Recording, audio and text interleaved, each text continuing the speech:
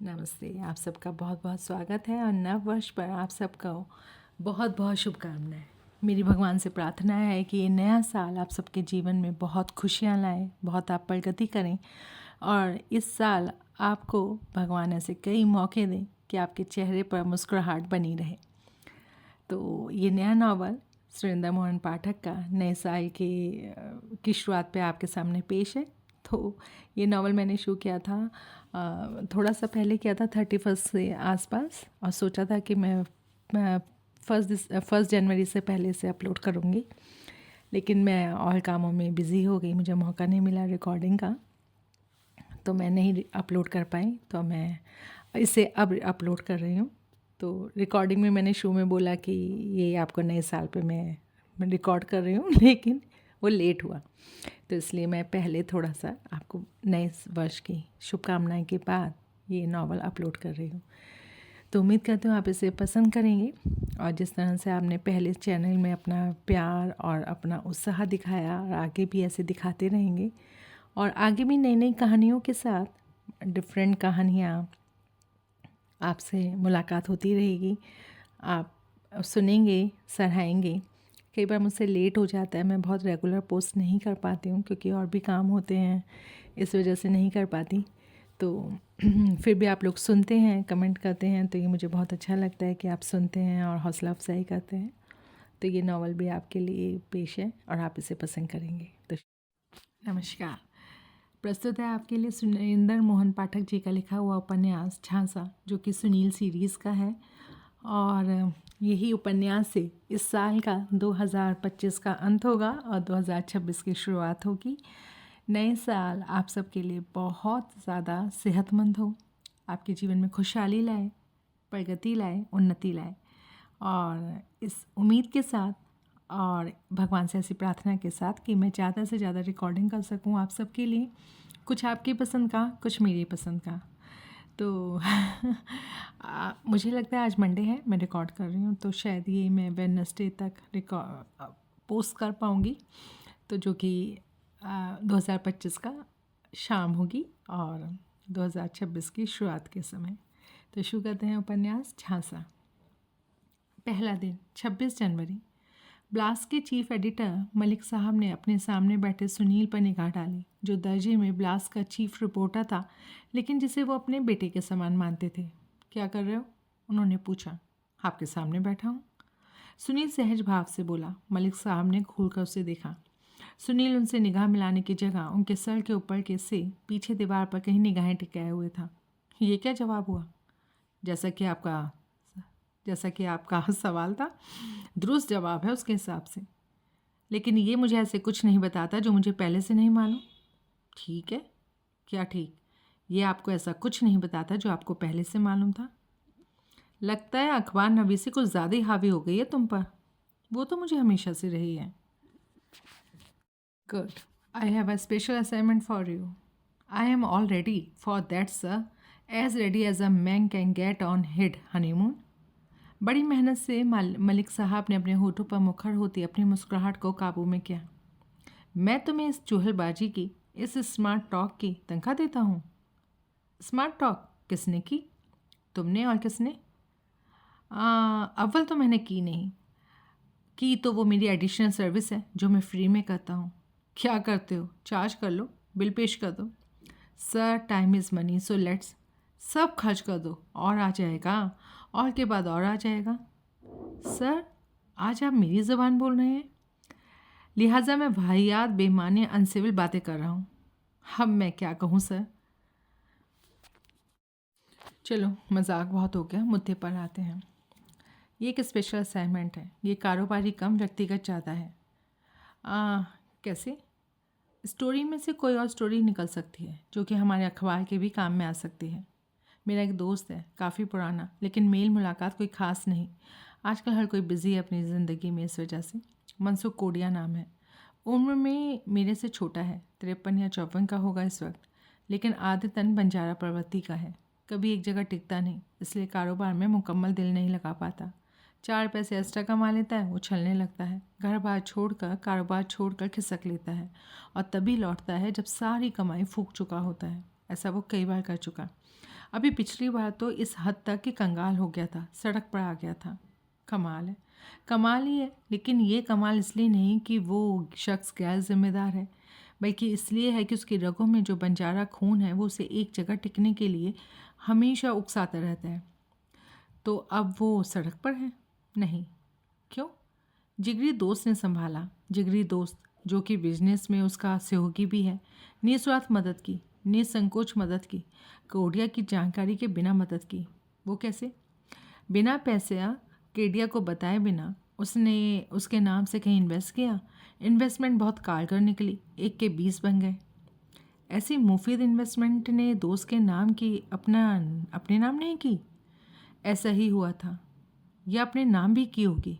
नहीं, अपने नाम नहीं की थी। फिर तो दोस्ती बहुत ही नायाब, बहुत ही बेमिसाल हुई। जाहिर है।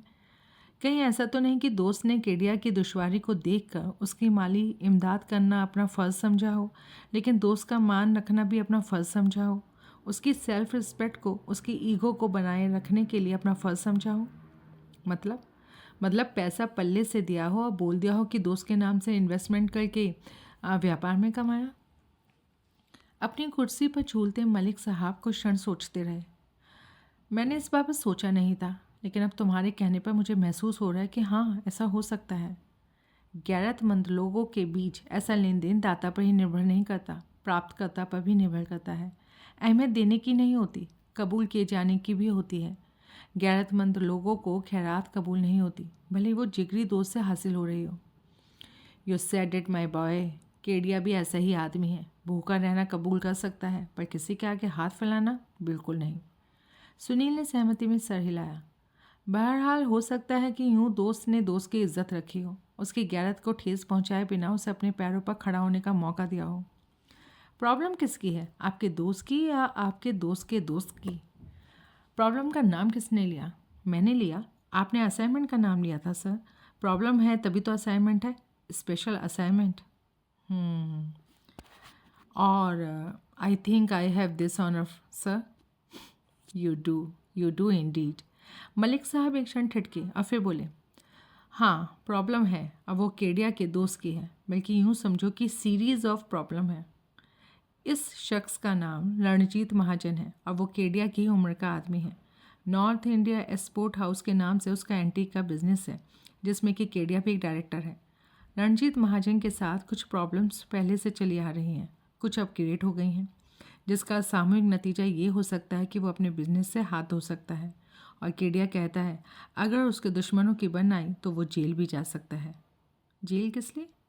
बिजनेस के डेरे से आया, उसने ऐसा कुछ किया जो बाज लोगों की निगाह में फ्रॉड का दर्जा रखता है। क्या किया ये तुम्हें खुद महाजन के ज़बानी सुनने को मिलेगा। बाज लोग कौन? वही जो आज की तारीख में उसके दुश्मन बने हुए हैं। कौन? कंपनी का एक डायरेक्टर जो कि नामी वकील भी है, उसका साला, उसकी सास। बीवी नहीं, मर चुकी। अच्छा, यानी कि महाजन विधुर है। बीवी मर गई तो बंदा विधुर ही होता है। बीवी फिर हो जाती है, फिर के बाद फिर हो जाती है, इसलिए नहीं भी होता। बाल की खाल निकालना कोई तुमसे सीखे। सुनील खामोश हो गया। बीवी नहीं है, आइंदा होने की कोई गुंजाइश भी नहीं है। इसलिए नहीं कि उसकी उम्र नहीं, केडिया की उम्र का है तो महज 54 साल का। इस उम्र में लोग आम पाए जाते हैं, दूसरी शादी करते भी हैं, बल्कि इसलिए कि वो दिल का मरीज़ है और उसकी कभी भी चलाचल हो सकती है। आई सी। उसकी बीमारी और उसकी चंद और मजबूरियों से फ़ायदा उठाकर उसके दुश्मन उसका सब कुछ हड़प जाना चाहते हैं। काफ़ी कुछ हड़प भी चुके हैं। इसका सबूत ये है कि सब उसके घर बार पर काबिज हैं। घर बार? हाँ, सुंदरबन में एक विशाल कोठी है। सुंदरबन जो झेरी से आगे पड़ता है, जो एक रमणीक स्थल है, जो ट्राउट फिशिंग के लिए मशहूर है। वहीं तो महाजन साहब वहाँ रहते हैं आजकल, अपनी बीमारी की वजह से, वहाँ की उम्दा आबो हवा की वजह से। दोस्त की खातिर केडिया भी आजकल वहीं रहता है। प्रॉब्लम क्योंकि कानूनी है, इसलिए अकेले तुम्हारा उससे दो चार हो पाना मुश्किल होगा, इसलिए तुम्हें कानूनी मदद की ज़रूरत भी होगी। और वो कहाँ से हासिल होगी? मुझसे पूछते हो?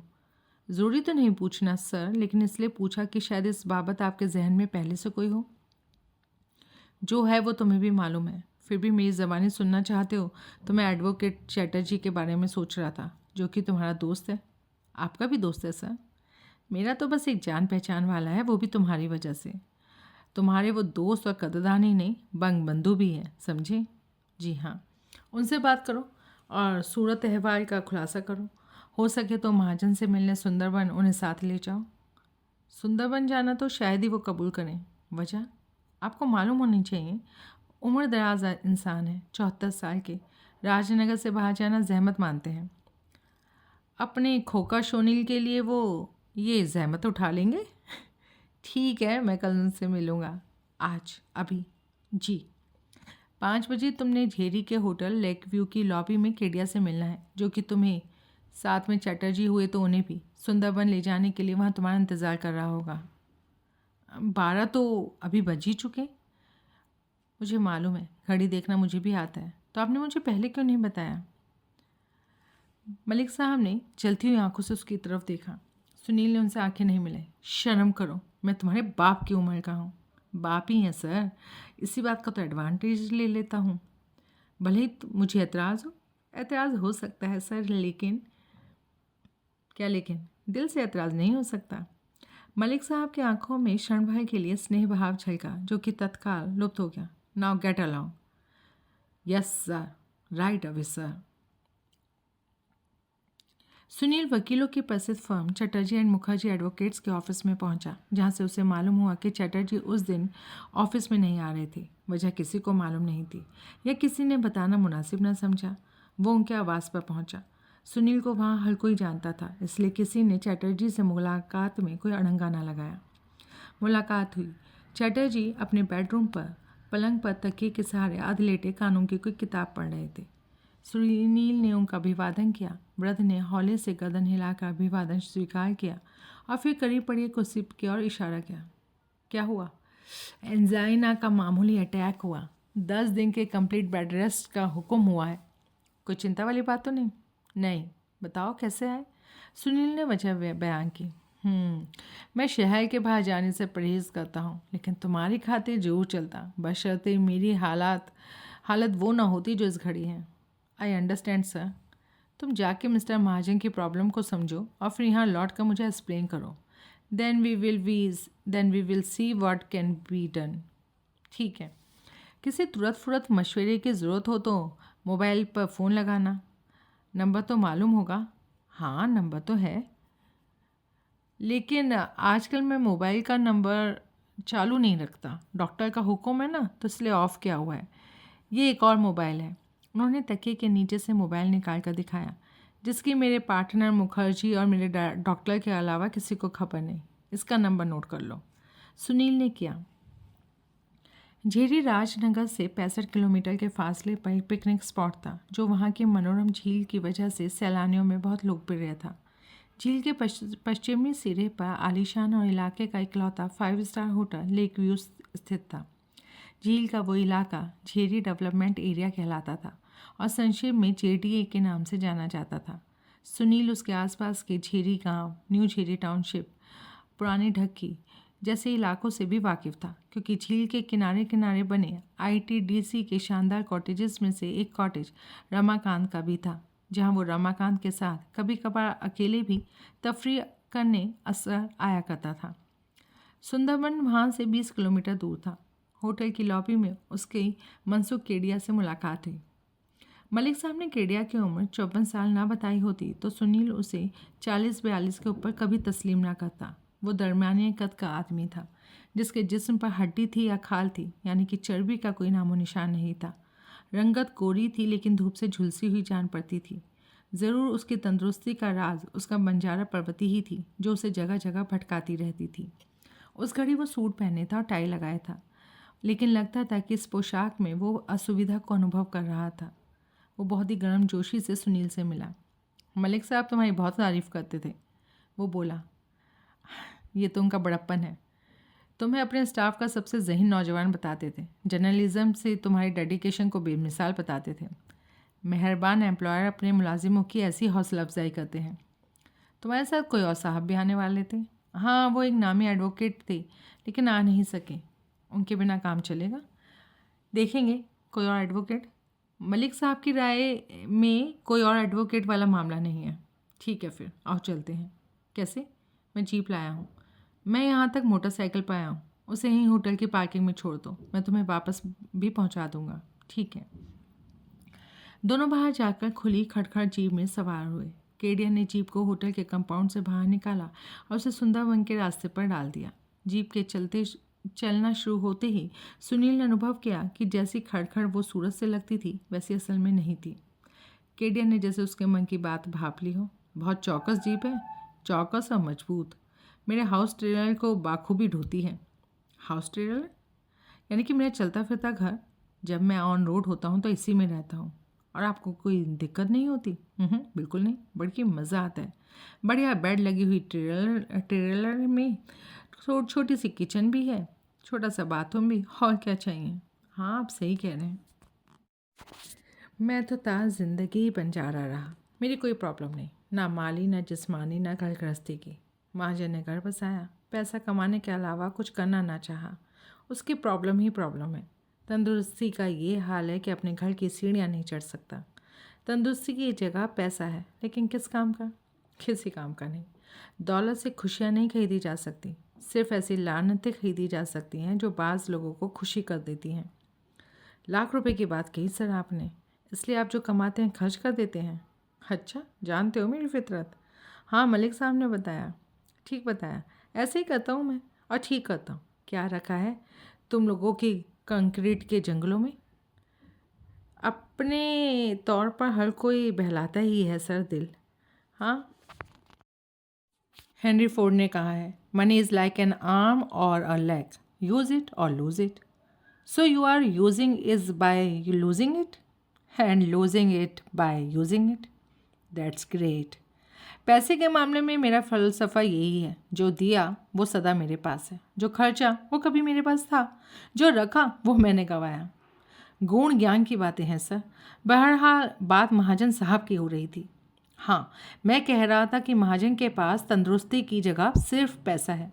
अब हालात ऐसे बन गए हैं कि वो पैसा भी उसके काबू से निकल जाना महज वक्त की बात है। उसके हक में जल्द ही कुछ ना किया गया तो सब पैसा वो गिद्ध छीन लेंगे जो उसकी ज़िंदगी में ही उसका गोश्त नोच लेने के लिए फड़फड़ा रहे हैं। कौन है वो लोग? टॉप पर तो उसकी सास और साला ही है। बीवी मरे लगभग 3 साल हो गए, औलाद कोई हुई नहीं। सास लीलावती चावरिया और उसका लाडला बेटा भूपेंद्र मानो से दहेज में मिले। जमा वो एक नंबर का धूर्त एडवोकेट मधुप तोशनीवाल, जो माँ बेटे का सगे वाला बना बैठा है। और एक मनोज पुरवार नाम का आदमी है जो अपने आप को एंटीक डीलर और कमीशन एजेंट कहता है, लेकिन असल में वो चोर है, उठाया ही गिरा है, फेंस है। फेंस यानी कि चोरी के माल की खरीद फरोख्त करने वाला। जब बीवी ही नहीं रही तो ये सास और साला क्यों पीछे डेरा जमाए हैं? बढ़िया सवाल है। जवाब हम मंजिल पर पहुंचेंगे तो खुद ही जान जाओगे। ठीक है, ये तो वो वाली बात हो गई कि गैंग जिसकी वजह से आज की तारीख में घर का मालिक घर के बाहर है। घर से बाहर है कहाँ, मालूम पड़ जाएगा। खैर आगे। इनके अलावा जो और लोग वहाँ पाए जाते हैं उनमें एक भावना सूद नाम की नर्स है जिसका काम महाजन की देखभाल करना है। सोफिया डोनाटो नाम की गोवानी हाउसकीपर है जो कि किचन का कामकाज संभालती है। फ्रैंकी डोनाटो नाम का सोफिया का पति है और अलीशा डोनाटो नाम की उसकी नौजवान बेटी है। और मैं, जिसकी वहाँ सुंदरबन में महाजन के साथ मौजूदगी किसी को एक आँख भी नहीं सुहाती। वजह ऐसी नहीं कि जो समझी ना जा सके। यानी कि आप उन लोगों के किन्हीं नापाक इरादों में अड़ंगा लगाते हैं। बिल्कुल सही वजह समझी है तुमने। महाजन आज जिंदा है तो मेरी वजह से है। मैंने वहाँ पहुंचकर अपने मरते दोस्त की बची कुछ ज़िंदगी की कमान अपने हाथों में ना ली होती ना तो वो कब का मर गया होता। अब वो जिंदा रहकर अपने दुश्मनों के लिए दुश्मनियाँ खड़ी कर रहा है।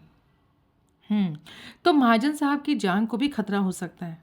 हो सकता है, लेकिन उसका खुदा ही उससे रूठ जाए तो बात दूसरी है, वरना मेरे रहते कोई उसका बाल भी बाका नहीं कर सकता। गोया दुश्मनों के इरादे खतरनाक हैं, ऐसे ही जान पड़ता है। इमीडिएट प्रॉब्लम क्या है? वो प्रॉब्लम क्या है जिसकी वजह से आप मलिक साहब के पास पहुँचे? ये सब तुम महाजन की ज़बानी सुनना, हम बस पहुँचने ही वाले हैं अपनी मंजिल पर। सुनील खामोश हो गया। थोड़ी देर और जीप मेन रोड पर चली, फिर एक साउथ रोड पर घूमी जिस पर से उसने उस नदी का पुल पार किया जिसमें ट्राउट फिशिंग के सीज़न में सरकारी लाइसेंस से फिशिंग होती थी, और फिर कोई 1 किलोमीटर और आगे जाकर लोहे के एक विशाल फाटक के सामने जाकर रुकी। केडिया ने उतर कर फाटक खोला, जीप को उसके भीतर दाखिल किया और दोबारा उतर कर पीछे फाटक बंद किया। वो वापस जीप में सवार हुआ और उसने उसे पेड़ों से ढके ड्राइव पर दौड़ा दिया। वो ड्राइववे जिसे खुले कंपाउंड में जाकर ख़त्म हुआ, वहाँ हर तरफ फूल ही फूल खिले हुए थे। सामने एक हवेली नुमा 3 मंजिली कोठी थी जो अपने आर्किटेक्ट के स्टाइल से ही 100 से ज़्यादा साल पुरानी लग रही थी और जिसकी दीवारों पर भी फूलों वाली बेलें चढ़ी हुई थी। कोठी के बाएं पहलू से थोड़ा परे हटकर नदी बहती थी और दाएं पहलू में एक पत्थर की ऊंची लंबी दीवार थी जिस पर डांस की विभिन्न मुद्राओं में अप्सरा जैसी बालाओं की बेशुमार मूर्तियां चढ़ी हुई थी। कमाल है, ये मूर्तियां तो कला का बहुत ही अद्वितीय नमूना है। ज़रूर 1-1 लाखों रुपए की होगी। हज़ारों की भी नहीं है, केडिया हंसता हुआ बोला। लगता तो नहीं ऐसा। बस लगता ही नहीं, इसी बात में कलाकार ने अपना कमाल दिखाया है। ये तमाम की तमाम मूर्तियां दरअसल प्लास्टर ऑफ पेरिस की हैं, जिस पर ऐसी दक्षता से स्प्रे पेंट किया गया है कि पीतल और कांसे की जान पड़ती है। आई सी, फिर तो इनका मकसद इस लंबी चौड़ी दीवार पर सजावट का हुआ। हाँ, अच्छा, दीवार से आगे क्या है? रोज़ गार्डन। गुलाब की ऐसी कोई किस्म नहीं जो महाजन के रोज़ गार्डन में ना उपलब्ध हो। उसी रोज़ गार्डन में एक छोटा सा कॉटेज है जिसमें महाजन आजकल रहता है और जिसमें उसके साथ मैं रहता हूँ। हवेली जैसी इतनी बड़ी कोठी छोड़कर छोटे से कॉटेज में किस लिए? सिर्फ इसलिए कि उनको सीढ़ियाँ चढ़ना मना है? सिर्फ ये वजह तो तुम जानते हो कि नहीं हो सकती, क्योंकि राह तो कोठी के ग्राउंड फ्लोर पर भी जा सकता है। तो और क्या वजह है? वो वजह है कोठी का दमघोटू माहौल, जिसे और भी दमघोटू और नाकाबिले बर्दाश्त उन कमबख्तों ने बनाया हुआ है जिनसे आजकल कोठी आबाद है, बल्कि यूं कहो कि बर्बाद है। बरखुरदार महाजन की तबीयत डॉक्टरी इलाज से उतनी नहीं सुधरी जितनी कि रोज़ गार्डन के खुले वातावरण की जीवनदायिनी और खुशगवार खुशबुओं से रची बसी हवा से सुधरी है। हवा तो यहाँ वाकई कमाल की है। आधी आम बीमारियाँ तो यहाँ हवा में सांस लेने से ठीक हो जाती होंगी। मैं तो कहता हूँ सारी बदकिस्मत हैं वो लोग जिन्हें आजकल के कंक्रीट के जंगलों में रहना पड़ता है। ये बात बिल्कुल सही है जनाब, लेकिन सभी तो महाजन साहब जैसे खुशकिस्मत और साधन संपन्न नहीं होते। रोटी रोज़ी कमाने के लिए आदमी को वहीं जाकर रहना पड़ेगा ना जहाँ इस हासिल की गुंजाइश होगी। ये भी ठीक है, लेकिन जिनकी ऐसी मजबूरियाँ नहीं हैं वो क्यों रहते हैं? तफ्तीश का मुद्दा है। आओ तुम्हें महाजन से मिलाऊं। सुनील उसके साथ हो लिया। मूर्तियों वाली सजावटी दीवार में बने फाटक को लांघ कर वो रोज़ गार्डन में पहुँचे, जिसका नज़ारा मंत्रमुग्ध कर देने वाला था। वाह, ये तो देवताओं का आवाज़ जान पड़ता है, सुनील के मुख से निकल पड़ा। इसलिए भरपूर कोशिश की जाती है कि कोठी में रहते राक्षसों के कदम यहाँ ना पड़े। सुनील ने देखा कि कॉटेज 8 कोना था और इतना छोटा भी नहीं था जितना कि केडिया ने उसे बताया था। उसके बीच की छत गुंबद की तरह गोल थी, जिसकी वजह से सुनील का ध्यान विशेष रूप से उसकी तरफ आकर्षित हुआ था। वो उसकी बाबत सवाल किए बिना न रह सका। खुल जाती है जी? एल्युमिनियम शीट्स की बनी हुई है। एक मोटर का स्विच ऑन किए जाने पर बीच से यूं खुलने लगती है कि उसे थोड़ा सा खोला जा सकता है, ज़्यादा भी खोला जा सकता है और पूरे का पूरा भी। लिहाजा ये वैसी छत है जैसी चांद सितारों की गर्दिश को स्टडी करने के लिए ऑब्जर्वेटरीज में बनाई होती है। पर यहाँ इसका क्या फ़ायदा? ये छत मास्टर बेडरूम के एहन ऊपर है। रात को छत को खोल दिया जाए तो बेडरूम से भी खुले आसमान के नीचे सोने जैसा आनंद आता है। वाह, क्या कहने। वो कॉटेज में दाखिल हुए। केडिया उसे मास्टर बेडरूम में लेकर आया, जहाँ की मास्टर बेड पर मास्टर मौजूद था और टीवी देख रहा था। उन लोगों को आया देख कर उसे रिमोट से टीवी बंद किया। रणजीत महाजन, केडिया बोला। सुनील से उसका अभिवादन हुआ। ये सुनील है, ये वो लड़का है जिसका मैंने तुमसे जिक्र किया था। मेरे दोस्त ब्लास्ट के मालिक साहब ने इसे भेजा है हमारी खातिर, ख़ास तौर से राजनगर से आया है। ब्लास्ट का लीगल एडवाइज़र? महाजन कदरन क्षीण स्वर में बोला। नहीं, रिपोर्टर है। रिपोर्टर हमारे किस काम का? काम का है तभी तो आया है। लेकिन रिपोर्टर? तुम वो बात छोड़ो, तुम निसंकोच इससे बात करो, फिर सुनो ये क्या कहता है, फिर कुछ होने का इंतज़ार करो। ये हमारा कुछ संवारेगा नहीं तो बिगाड़ेगा भी नहीं। वो तो है, लेकिन ठीक है, बैठो भाई। Thank you. सुनील उसके सामने कुर्सी पर बैठ गया। मैं चाय का इंतज़ाम करता हूँ। महाजन ने सहमति में सर हिलाया। केडिया वहाँ से रुखसत हो गया। पीछे सुनील ने एक खोजपूर्ण निगाह महाजन पर डाली। उसे नोट किया कि उसकी चमड़ी की रंगत ऐसा पीलापन लिए हुए था जो आदमी की तंदुरुस्ती खराब होने का अपने आप में सबूत होती थी। चेहरा ढलका हुआ था। आंखों के नीचे की खाल ने थैलियों की सूरत अख्तियार कर ली थी, क्योंकि उनमें दृढ़ता की चमक बराबर थी। जाहिर था बीमारी ने उसे के जिस्म पर, उसकी तंदुरुस्ती पर असर किया था, लेकिन उसके मनोबल को नहीं तोड़ा था। छुट्टी के दिन जहमत उठानी पड़ी तुम्हें? कोई जहमत नहीं सर, मैं अपने अखबार का 24 घंटे 365 दिन का मुलाजिम हूँ। तो सुनील नाम है तुम्हारा? जी हाँ। सूरत से तो बहुत ज़हीन और होनहार नौजवान जान पड़ते हो। हाँ, कोई मेरी ज़बान पर एतबार लाए तो सीरत में भी ऐसा ही हूँ। खुश मिजाज भी हो, मुझे पसंद है खुश मिजाज लोग। मनसुख भी ऐसा ही है। हार्ट प्रॉब्लम गले पड़ने के बाद भी ऐसा ही था। मनसुख में और मेरे में और भी बहुत समानताएं हैं, इसलिए हमारी इतनी बनती है। ऐसा दोस्त मिलना बहुत मुश्किल होता है। बिल्कुल ठीक कह रहे हो। मैं बहुत खुशकिस्मत हूँ कि मनसुख न सिर्फ मेरा जिगरी दोस्त है, बल्कि इस समय इतनी मुश्किलों में भी वो मेरे साथ खड़ा है। लेकिन क्या मुश्किलें हैं? मलिक साहब ने कुछ बताया नहीं? खास कुछ नहीं बताया। बोले वो सब मुझे आपकी ज़बानी सुनने को मिलेगा। बताइए क्या किस्सा है? किस्सा दुश्मनों की चाल है, घात है, मुझे बर्बाद करने का बल्कि ख़त्म करने का 1 पॉइंट प्रोग्राम है। मनसुख समझता है कि वो मुझे बचा लेगा, जबकि हकीकत कुछ और है। एक बात तो ऐसी है जिससे वो खुद वाकिफ़ नहीं। कौन सी बात? बताता हूँ, लेकिन तुम मनसुख को उसकी खबर ना लगने देना, ठीक है? वो लोग मनसुख के लिए एक नौजवान लड़की के जरिए जाल फैला रहे हैं। लड़की उसे अपने मुंह जाल में जकड़ेगी और फिर उस पर ऐसा दबाव बनाएगी कि वो उससे शादी कर लेगा। लड़की कुछ अरसा मसलन 2 महीने या 3 महीने उसके साथ रहेगी और फिर उस पर तलाक का मुकदमा दायर कर देगी। किस बिना पर? निर्दयता की बिना पर। सताता है, बेइज्जत करता है, हाथ भी उठा देता है, नौकरानी बनाकर रखता है, वगैरह वगैरह। पर ऐसा करने से क्या फ़ायदा होगा?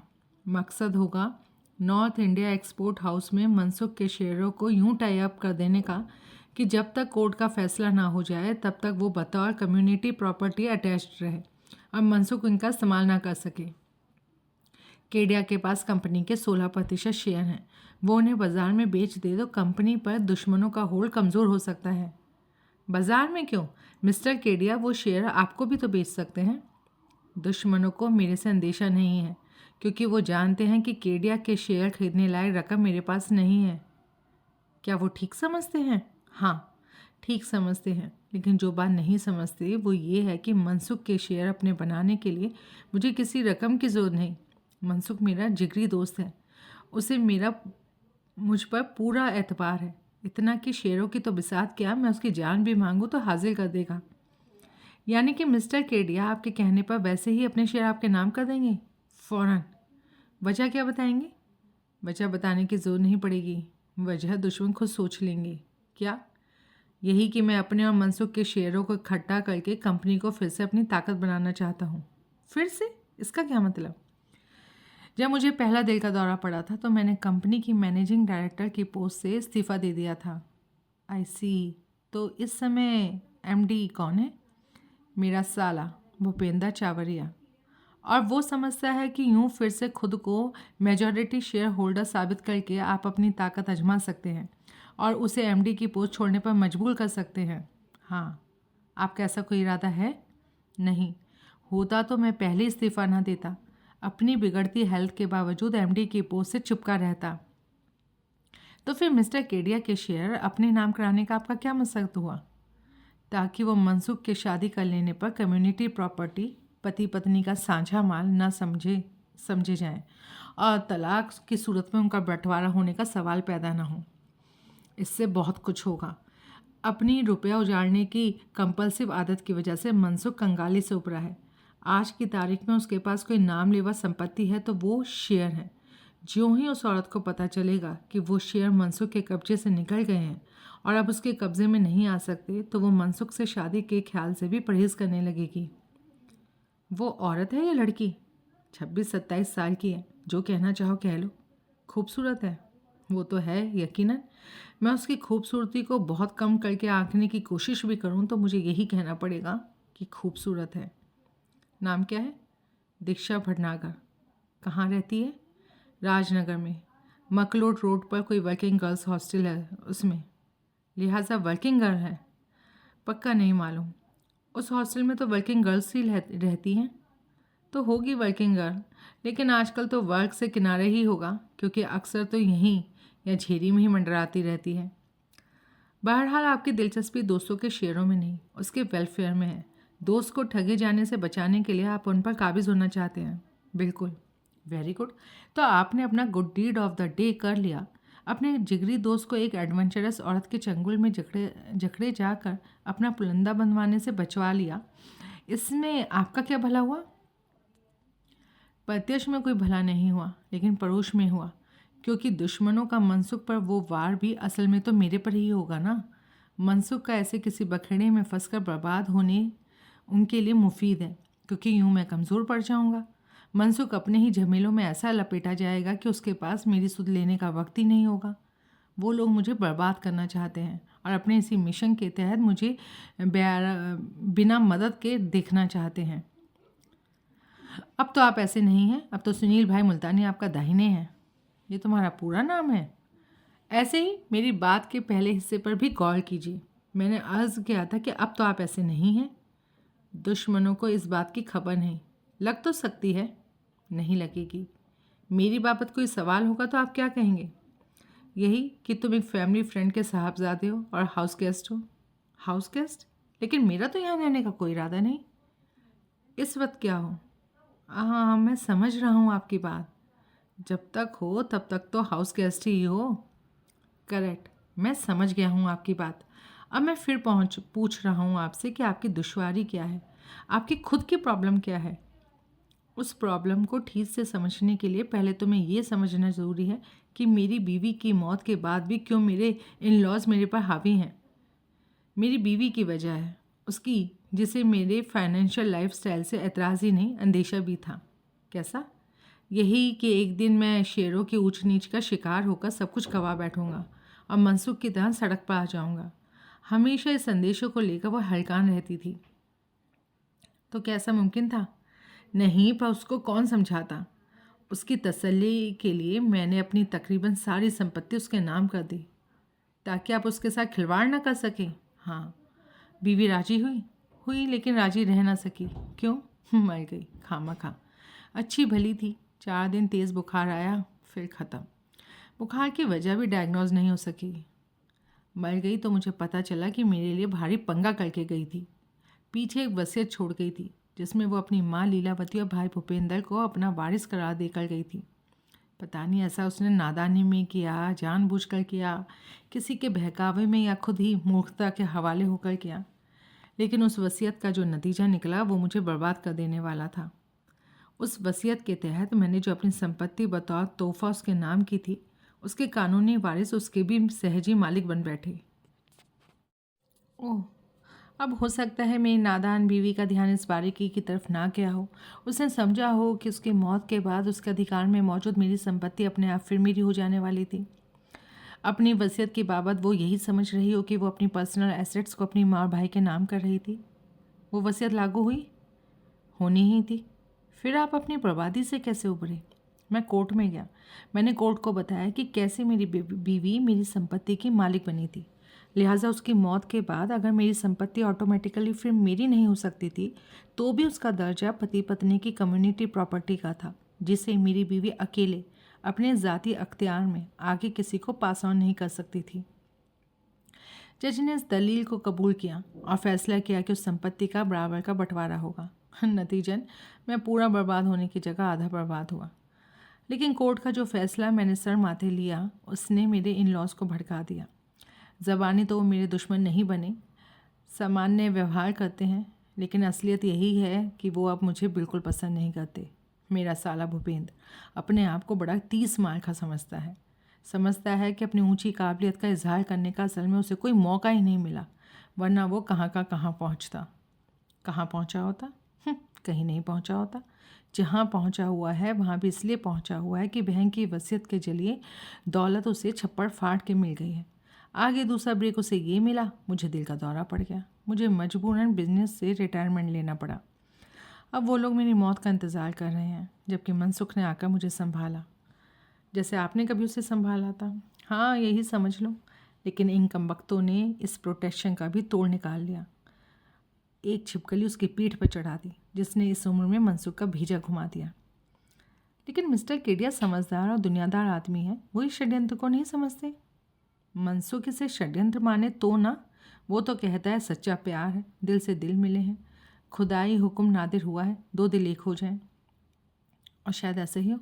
नॉनसेंस, वो लड़की मनसुख से आधी उम्र की है। उम्र से क्या होता है sir? Age is a number. 27 एक नंबर है, 54 भी एक नंबर है, क्या फ़र्क पड़ता है? मेरी निगाह में पड़ता है।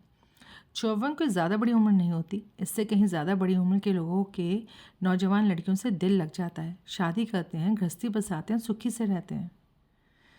मेरे भाई, तुम नहीं समझते हो, यहाँ वो लड़के षड्यंत्र के तहत मनसुख पर थोपी जा रही है। मनसुख को उस पर ज़बरदस्ती आशिक करवाया जा रहा है। लेकिन ये आपका वहम हो सकता है। मेरा दिल यही गवाही देता है ये एक षड्यंत्र है, इसलिए मनसुख उस लड़की के काबू में आता है।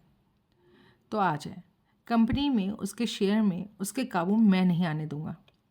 अगर केडिया साहब की मर्जी अपनी बंजारा ज़िंदगी से किनारा करके गृहस्थ बन जाने की है, तो हो सकता है वो अपने शेयर आपके नाम करना ना कबूल करें। वो इनकार नहीं कर सकेगा। इनकार नहीं करेंगे?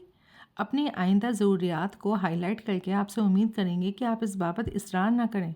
आप अपनी मांग छोड़ देंगे तो उन्हें इनकार क्यों करना पड़ेगा? मनसुख ऐसा करेगा? मुनहसर है। किस बात पर? इसी बात पर कि अपनी ओल्ड एज की आशिकी के बारे में वो किस हद तक संजीदा है। जब कोई शख्स दिल के हाथों मजबूर हो जाता है तो दलील नहीं सुनता। दलील का असर दिमाग पर होता है, दिल पर नहीं होता। और जिसका दिल मोहब्बत से लबरेज हो वो दिमाग से काम नहीं लेता। उसका दिल बोलता है और वो दिल की आवाज़ सुनता है। यकीन नहीं आता ये तमाम बातें मनसुख पर लागू हैं। अगर सच में ऐसा है तो मेरा तो इस बाबत उससे के जिक्र करना भी गलत होगा। जनाब, अभी तक हम में जो भी बातें हुई उनमें मुझे किसी वकीली मशवरे की कोई ज़रूरत नहीं दिखाई देती। ऐसी ज़रूरत आपकी मरहूम बीवी की वसीयत हो सकती थी, लेकिन आप कहते हैं कि उसका तसल्ली बख्श निपटारा पहले ही हो चुका है। फिर आपको लीगल एडवाइज़र की क्या ज़रूरत है? उसकी दूसरी वजह है। क्या? वो क्या है कि तभी मनसुख केडिया वहाँ पहुँचा। उसके पीछे एक भारी भरकम औरत थी जो दोनों हाथों में ट्रे उठाई थी। चाय। महाजन ने सहमति में सर हिलाया, बोला, ये सोफिया है, सोफिया डोनाटो। सुनील ने निगाहों में परिचय स्वीकार किया। सोफिया कहने को हाउसकीपर है, कुक है, लेकिन असल में दोस्त है, मेहरबान है। सुनील की भवें उठी। राजनगर में बंदरगाह के इलाके में रेस्टोरेंट चलाती थी। कभी मैं और मनसुख 5 स्टार होटल के रेस्टोरेंट से भी ज़्यादा सोफिया के रेस्टोरेंट का खाना पसंद करते थे। फैनी, प्रॉम्फेट, प्रांस। क्यों मनसुख? उंगलियां चाट जाते थे। मनसुख मुस्कुराता हुआ बोला, जितना खा सकते होते थे उससे ज़्यादा ही खाते थे। हाँ बिल्कुल। मैं अपने दिल के दौरे से उभरा तो मेरी एक पुकार पर सोफिया अपनी गोवानी रेस्टोरेंट बंद करके यहाँ आ गई। साक्षात अन्नपूर्णा है। उस दौरान सोफिया खामोशी से चाय बना रही थी। उसे तीनों को चाय सर्व की। उनके बीच बिस्किट और भुने हुए काजुओं की प्लेट्स रखी, खाली ट्रे पर एक साइड टेबल पर रख दी। महाजन ने सहज भाव से अपनी खाली हाथ काजू की प्लेट की तरफ बढ़ाया। Don't you touch it. तत्काल सोफिया अधिकारपूर्ण स्वर में बोली, ये तुम्हारे वास्ते नहीं, तुमने को मालूम। कभी कभार से क्या होता है, महाजन ने कहा। नो। अरे एक आध। मैं प्लेट इधर से ले जाएंगा। क्या मेहमान की इंसल्ट करोगी? मेहमान की इंसल्ट नहीं होने देना मांगता तो restrain your self. Okay okay. जरा हेल्थ इम्प्रूव करता है, अपने आप को नौजवान छोकरा का माफिज समझने लगता है। नहीं समझता हार्ट का मामला है। हार्ट का पेशेंट तंदुरुस्त दिखाई भी देता है तो तंदुरुस्त नहीं होता, इसलिए बॉडी पर स्ट्रेस डालता है, ब्रेन पर स्ट्रेस डालता है, स्टोमक पर स्ट्रेस डालता है और फ्रेश हार्ट अटैक के लिए रेडी होकर दिखाता है। सोफिया, तुम बात को बहुत बड़ा चढ़ा कर बोलती हो। I will have none of that. मैं जो बोलता है करेक्ट बोलता है, तुम्हारा वेलफेयर का वास्ते बोलता है। तुम एकदम ठीक होना मांगता है कि नहीं? मांगता है। Then follow instructions.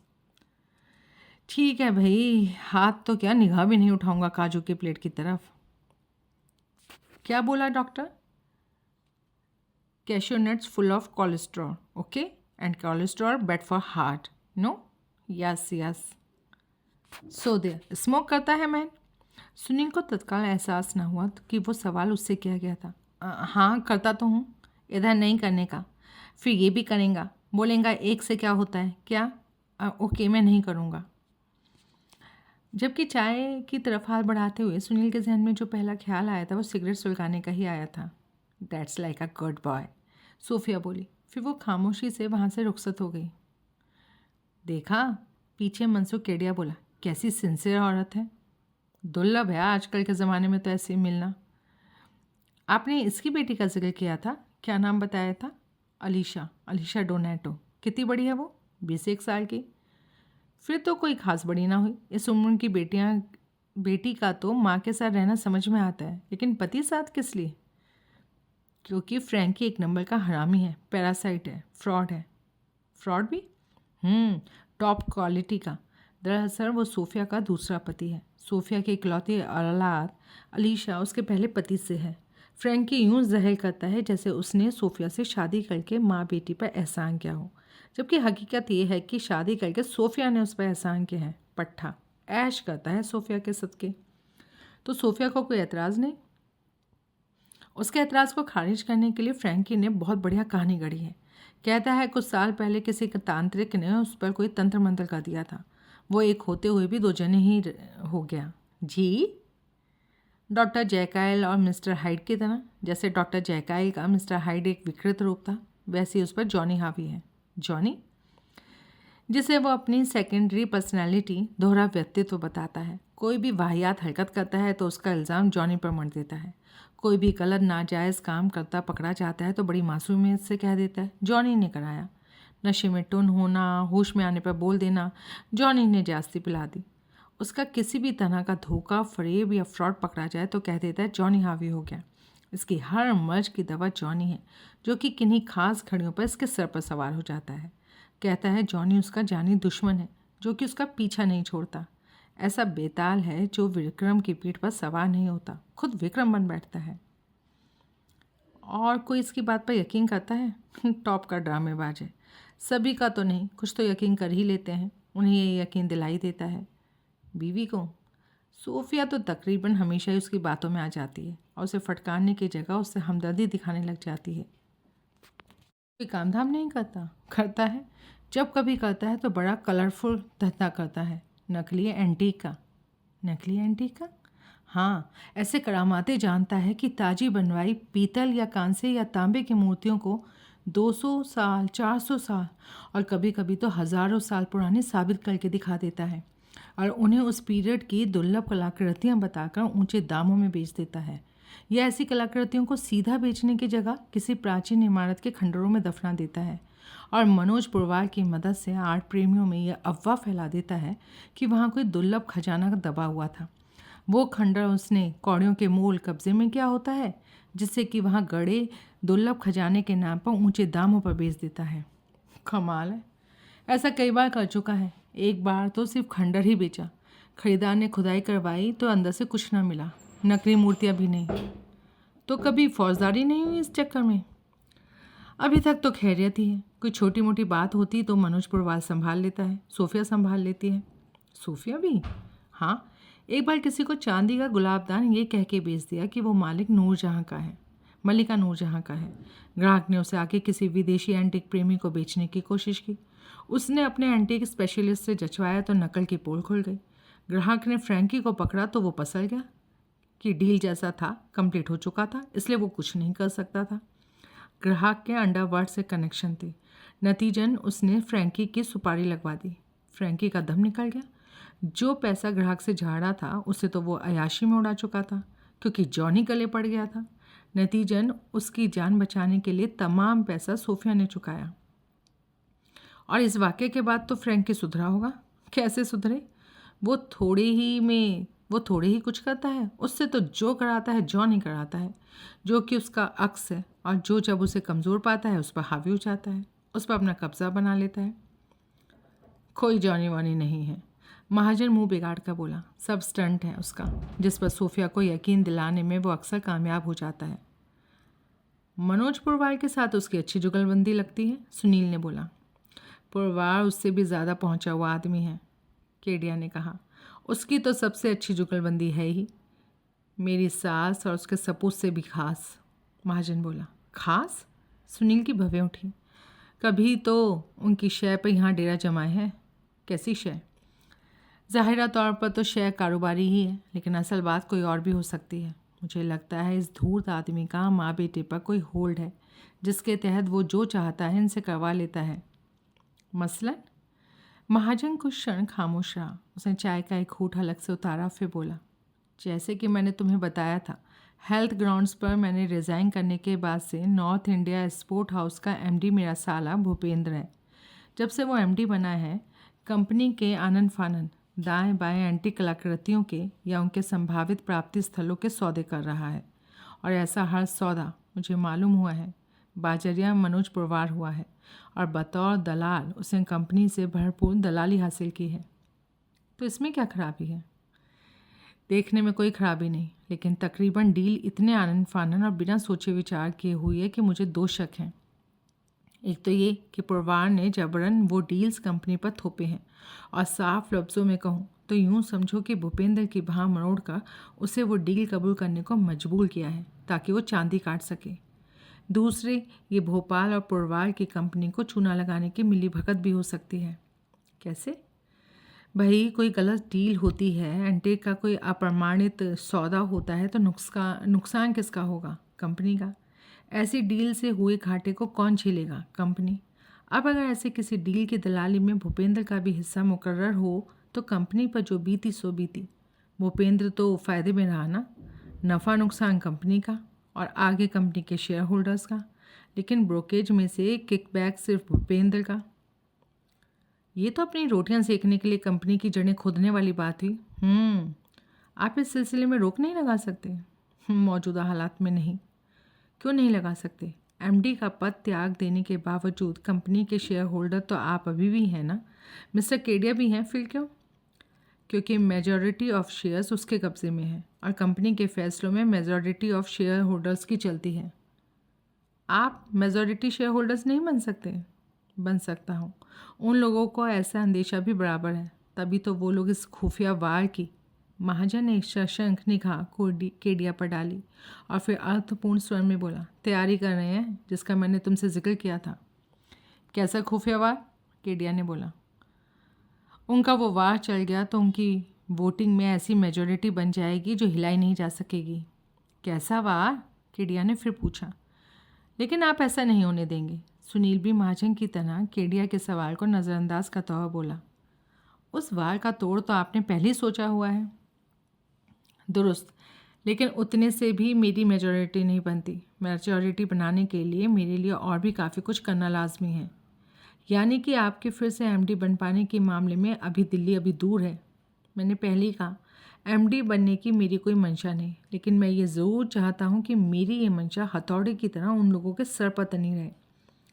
आप ऐसा कोई हथौड़ा उनके सर पर तानेंगे तो वो उससे बेखबर तो नहीं रह सकेंगे। कैसे रह सकेंगे? बेखबर रहेंगे तो हथौड़ा कारगर कैसे होगा? तो फिर वो भी तो हथौड़े की जद से बच निकलने की जुगत करेंगे। जाहिर है, एक जुगत तो अभी से कर रहे हैं। क्या?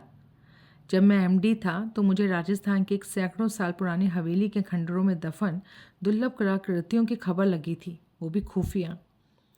फ्रैंकी डोनाटो या मनोज परवार की फैलाई हुई भी हो सकती है।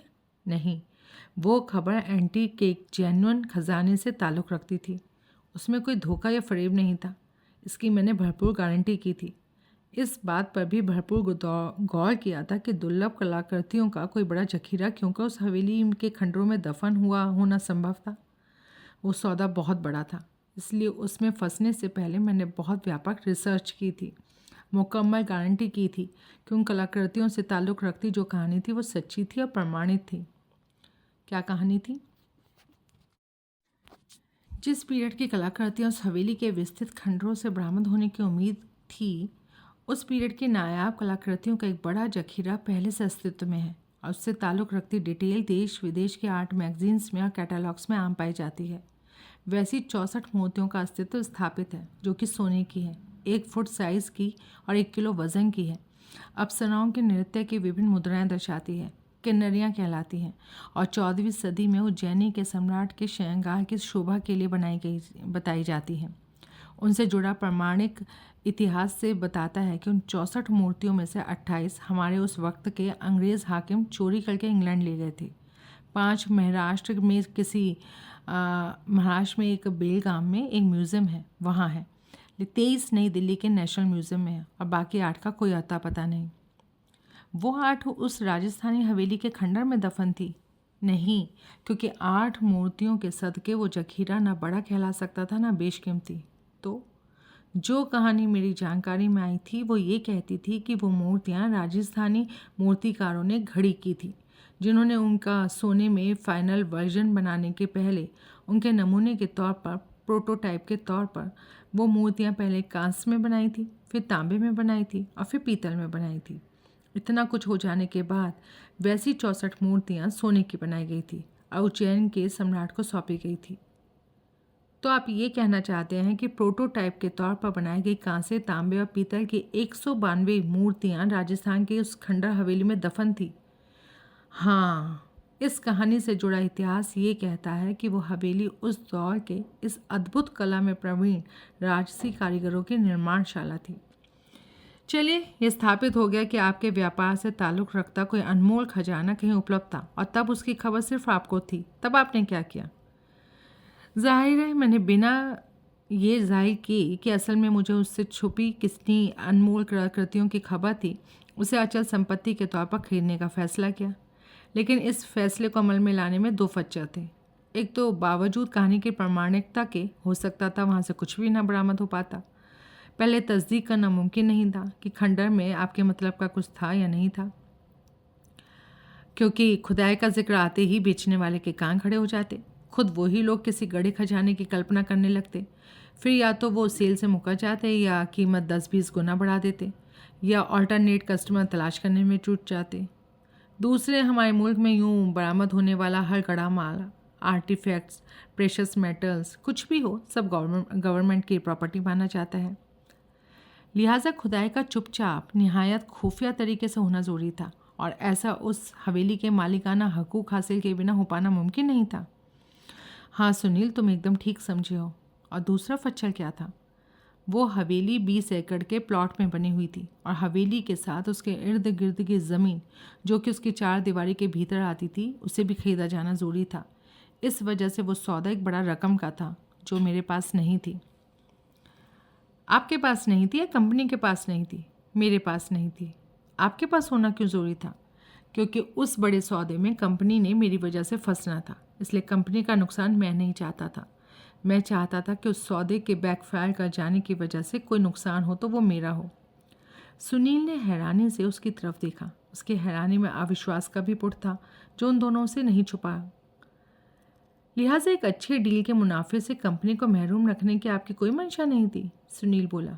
ये इरादा नहीं था कि एक बड़ा मुनाफा आप अपनी जाती हैसियत में आप और सिर्फ आप कमाए। I swear by my God, नहीं था। वो एक रिस्की डील था जो लुभाता भी था और डराता भी था, जो ना हौसले से कबूल किया जा सकता था और ना नज़रअंदाज किया जा सकता था।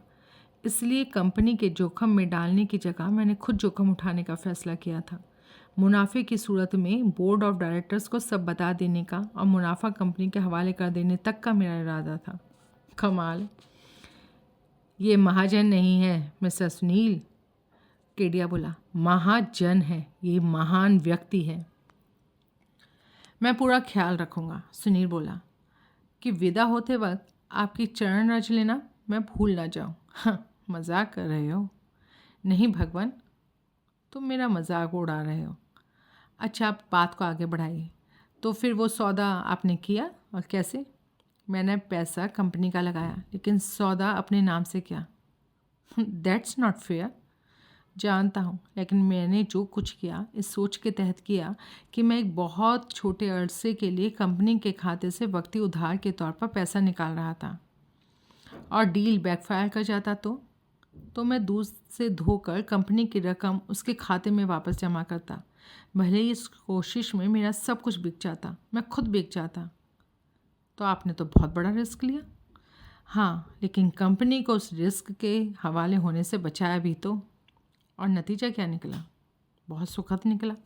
अलबत्ता मूर्तियाँ 192 ना बरामद हुई, लेकिन जितनी बरामद हुई वो भी कम ना थी, 96। बाकी कहाँ गई? ज़रूरी नहीं कहीं गई हो सकता है सोने की फाइनल मूर्तियाँ बनाई जाने से पहले वैसी मूर्तियाँ उतनी ही बनाई गई हों। आगे मैंने बरामदी के 1 महीने के भीतर 76 मूर्तियाँ फ्रांस, जर्मनी, अमेरिका के आर्ट डायरेक्टर्स को बेच दी। उन मूर्तियों से जो रकम मुझे मिली उनमें से मैंने कंपनी की रकम वापस करके कंपनी के खाते में जमा कर दी, और उसके बाद भी मेरे पास 90 लाख रुपए बचे। और बची 20 मूर्तियाँ जो कि टोटल लॉट में से सबसे शानदार और सबसे कीमती की थीं, उन्हें बेचने का आपका कोई इरादा नहीं था। कोई जल्दी नहीं थी। दरअसल जितनी कीमत में मैंने 76 मूर्तियाँ बेची थीं, उससे आधी कीमत में मुझे वो 20 मूर्तियाँ बिकने की उम्मीद है। वो मूर्तियाँ कहाँ हैं? जवाब में महाजन केवल मुस्कुराया। कृपा निधान, मैं उनका दर्शनाभिलाषी नहीं हूँ। मैं सिर्फ ये जानना चाहता था कि वो आपके कब्ज़े में है या कंपनी के कब्ज़े में। कंपनी के कब्ज़े में? हाँ, खामा। तो यानी कि आपके कब्ज़े में है। यही समझ लो। समझ लो? बहुत लोग उनका सुराग पाने की कोशिश कर रहे हैं, लिहाजा आपके पास उनकी मौजूदगी की खबर कोई राज नहीं, उनका वजूद कोई राज नहीं। ओके, अब मैं 10वीं बार पूछने जा रहा हूँ, आपका लीगल प्रॉब्लम क्या है? कंपनी की मौजूदा मैनेजमेंट का दावा है कि वो सौदा क्योंकि मैंने कंपनी के सरमाए से किया था, इसलिए नतीजन मुझे मुकम्मल जो फ़ायदा हुआ वो उस पर कंपनी का हक है। ये बात आपको बोली जा चुकी है? अभी तो सिर्फ हिंट दिया गया है। यूँ बोली जा चुकी है जैसे कि अक्लमंद को इशारा हो। क्या इशारा? यही कि मैं मुनाफे की रकम और बाकी की मूर्तियाँ कंपनी को सौंप दूँ, वरना क्या? वरना फ्रॉड की कार्रवाई की जाएगी और मैं इसके लिए तैयार रहूँ। और ऐसा किसने कहा आपको? सुनील ने हैरानी से पूछा। कंपनी के मौजूदा एमडी आपके साले ने ऐसा कहा? मधुप तोशनीवाल ने, जो कि काया वकील है और कंपनी के डायरेक्टर्स में से एक है। कहा नहीं, कहलवाया, वो भी साफ ज़बान में नहीं, इशारों में। किसके ज़रिए? कंपनी के मंकोटिया नाम के एक डायरेक्टर के ज़रिए। लेकिन बात अभी इशारों में कही गई है, तो फिर तो आपकी मर्ज़ी है कि आप इशारा समझें या नहीं समझें, हिंट लें या ना लें। हाँ, लेकिन कल कंपनी के मेजर शेयर होल्डर्स की एक मीटिंग है जिसमें ये मुद्दा रखा जाएगा और इस पर वोटिंग होगी। वोटिंग यकीनन मेरे खिलाफ होगी। फिर शायद यही बात मुझे 2-2 कह दी जाएगी। या आप 90 लाख रुपए और बाकी की 20 मूर्तियाँ कंपनी को सौंप दें या फिर कोर्ट केस भुगतें। हाँ, आपका क्या इरादा है? अब तो मेरा इरादा इस बात पर मुनहसर है कि मैंने कोई क्राइम किया ही नहीं, या किया है। आपका क्या मतलब? जो पैसा मुझसे ज़बरदस्ती निकलवाने की कोशिश की जा रही है, पहले मैं वैसे ही उसे कंपनी को सौंप देने वाला था। तो आपने सौंपा क्यों नहीं? मुझे दिल का दौरा पड़ गया था ना। मैंने एमडी के पद से इस्तीफ़ा दे दिया था और वो पद हासिल करने के लिए मेरे साले ने ऐसा षड्यंत्र रचा, ऐसी पैतरेबाजी की थी कि मेरा उस पद से मुकम्मल एतबार उठ गया था। एमडी बनने के बाद उसने कंपनी की जो गत बनाई थी, उसके रूप में मैं ये कदम उठाता तो वो यूँ हासिल हुआ सब माल भी मिट्टी कर देता। दूसरे उन लोगों ने माल कंपनी को लौटा देने की मुझे राय ना दी, मनुहार ना की, ये तक ना पूछा कि मेरा असल इरादा क्या था, बल्कि ढकी छुपी धमकियाँ जारी करना शुरू कर दिया, मुझे अंजाम से डराना शुरू कर दिया। तब मैंने यही फैसला किया कि वो लोग शराफत और ईमानदारी के से पेश आने के काबिल नहीं थे, लिहाजा मैंने सदाचारिता वाला अपना वो इरादा बदल दिया। आई सी। और अब अपना अगला कदम आप इस जांच परख के तहत उठाएंगे कि आपने कोई क्राइम किया है या नहीं। हाँ, और ये मुझ पर फ्रॉड या ब्रीच ऑफ ट्रस्ट का या miss appropriation of company funds का केस बनता है या नहीं? मेरे ख्याल से तो बनता है। मुझे तुम्हारा ख्याल नहीं चाहिए, मुझे ऑनेस्ट एक्सपर्ट प्रोफेशनल ओपिनियन चाहिए। आप उस पर अमल करेंगे? जवाब देने की बजाय उन्होंने महाजन ने केडिया की तरफ देखा। जैसे मलिक साहब तुम्हारे जामिन है, केडिया बोला, वैसे उस एक्सपर्ट ओपिनियन के तुम जामिन बनोगे तो करेंगे। करेंगे तो क्या करेंगे? माल लौटा देंगे या केस लड़ेंगे? माल लौटा दूंगा, महाजन ने कहा। जब एक्सपर्ट लीगल ओपिनियन मेरे खिलाफ होगी तो केस लड़ने से क्या फ़ायदा? जो हार हो भी चुकी होगी उसके बाद में कानूनी लिबास में देखने का क्या फ़ायदा? कल पता चल जाएगा। कैसे? फ़ोन करूँगा, आप नंबर दीजिए। फ़ोन यहाँ है तो सही, लेकिन अक्सर ख़राब रहता है।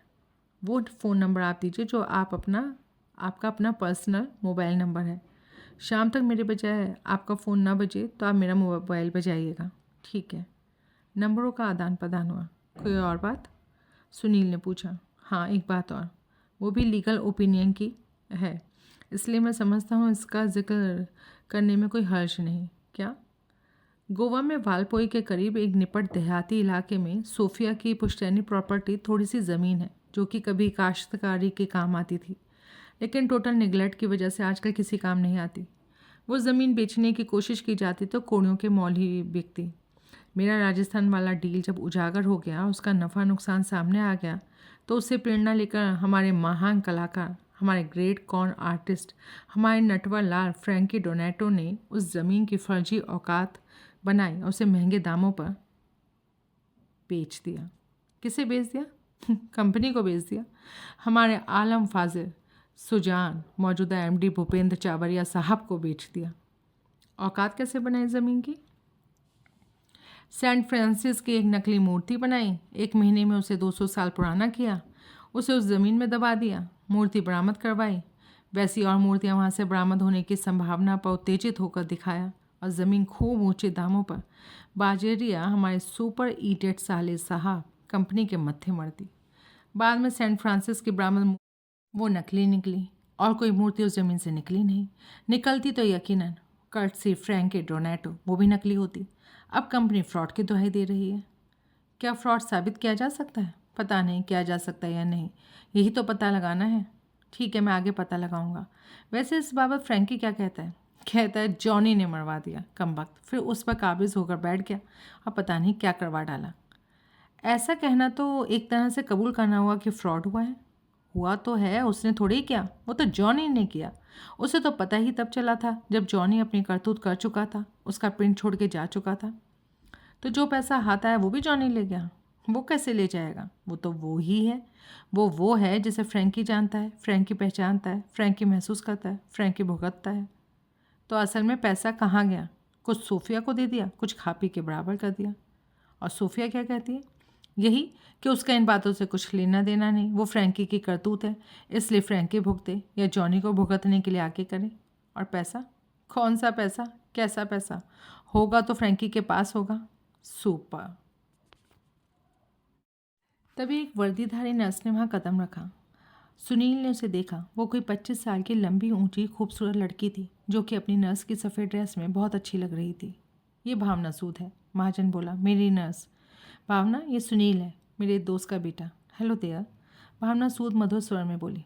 Hello your self bright eyes, Sunil बोला।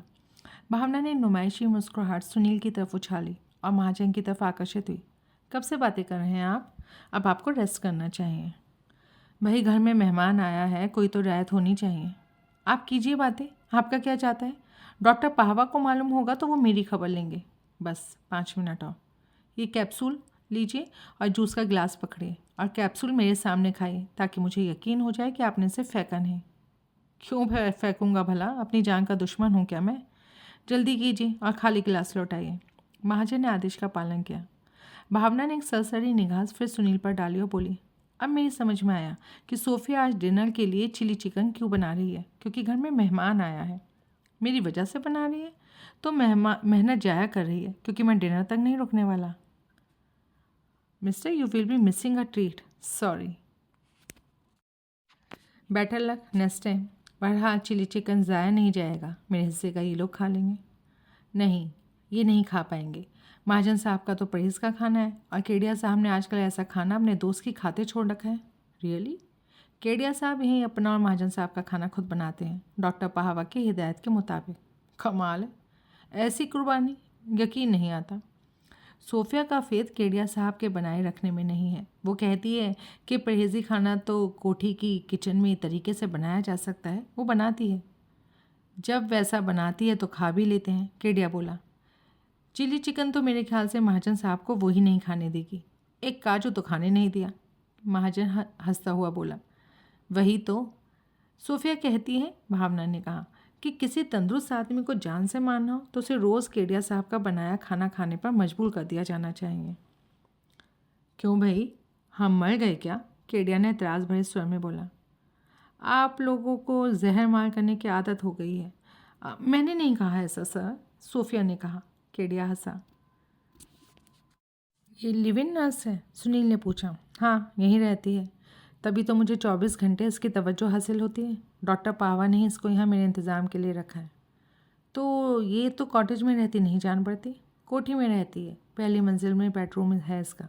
नर्स कोठी में, मरीज़ कोठी से दूर कॉटेज में, कैसे चलता है? यहाँ मेरे पलंग के सिरहाने साइड टेबल पर टेबल लैम्प के करीब वो पुश बटन स्विच देख रहे हो ना, उसे दबाने से कोठी में भावना के कमरे की घंटी बजती है। दिन हो या रात, घंटी बजते ही पलक झपकते आ जाती है। अच्छा इंतज़ाम है।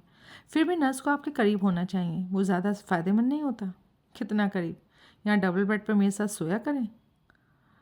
उसको हो तो हो, आपको क्या एतराज़ होगा? महाजन हंसा और फिर बोला, यही इंतज़ाम ठीक है और तसल्ली बख्श है। सुनील ने सहमति में सर हिलाया, उठकर खड़ा हुआ। अब मैं चलता हूँ। महाजन ने सहमति में सर हिलाया। आमद का शुक्रिया। सुनील से हाथ मिलाता वो बोला, जहमत का शुक्रिया, नेवर माइंड। चलो। केडिया बोला, मैं तुम्हें झेरी तक छोड़ के आता हूँ। Thank you. या चाहो तो राजनगर तक? नहीं, यूँ मेरी मोटरसाइकिल पीछे रह जाएगी, उसके बिना मेरा गुजारा मुश्किल होता है। ठीक है फिर, तुम्हारी मोटरसाइकिल तक।